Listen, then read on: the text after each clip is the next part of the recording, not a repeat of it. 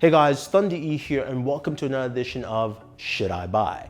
This one is all about the Razer Blade 15 base edition. Yes, there was a late entry into the Razer Blade line for the Razer Blade 15. The base edition means basically something priced a little bit better for someone who is budget minded. So do you lose a lot with this? What do you gain? Is it beneficial? Is the price worth it? So let's start off with one of the first things that you get with this is a 15-inch display, of course in the 14-inch body, which is what the Razer Blade 15 is. That is 1080p at 60 Hertz. Some of you are going, oh my God, it's not 144. Look, it's fine. It plays games well, it looks pretty good. I was actually I was okay with it. It was fine. I was actually good with it. Now, in terms of processor performance, you've got the 6-core Intel HGen 8750H. So you've got some really good performance there, paired with the GTX 1060 Max-Q as well. Plus, you've got 16 gigs of RAM. That, as a gamer, already says, I can game on this laptop, which is pretty cool.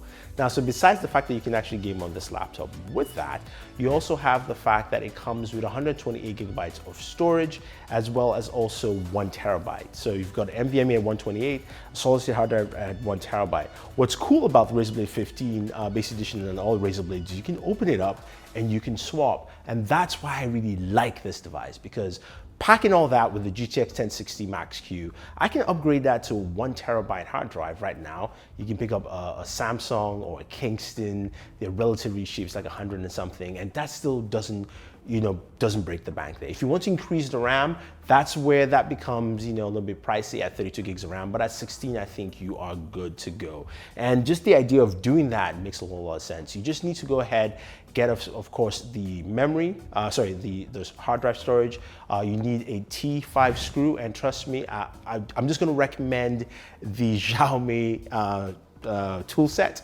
It's pretty awesome. It's probably one of the best things I have received.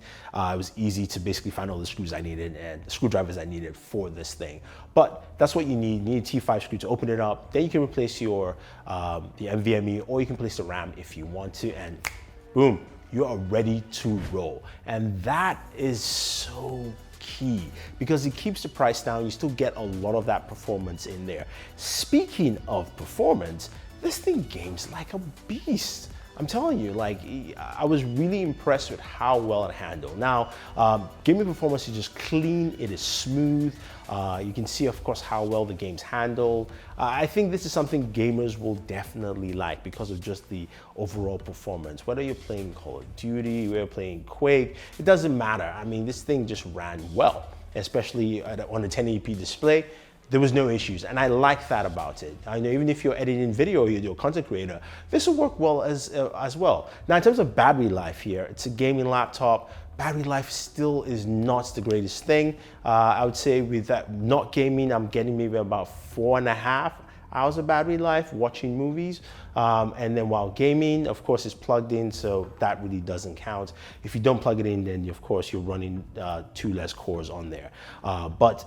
It's again, it's one of those things I want to see some improvements there. That's just something I need to see for these kind of devices. But it's great. Now, I almost forgot to mention the ports, which is one of the biggest things. You've got a full Ethernet port there. That's why it's a little thicker than the regular Razer Blade 15. You've got 2 USB 3.0, USB 3. You've got USB-C and Thunderbolt as well, HDMI port as well in there. I think you've got a display port, and the only thing that's missing is a SD card slot, which, come on Razer, you put on everything in there. You should have just at least put that one in.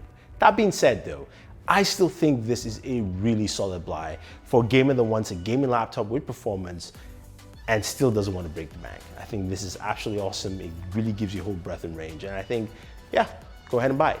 So if you have any questions or any comment about the Razer Blade 15 base edition, let me know. I'll try and answer them for you. Otherwise, don't forget to like, share, subscribe to the channel, and once you do, hit the notification bell to get notified of our latest videos. Thunder E saying thank you, and always enjoy your entertainment.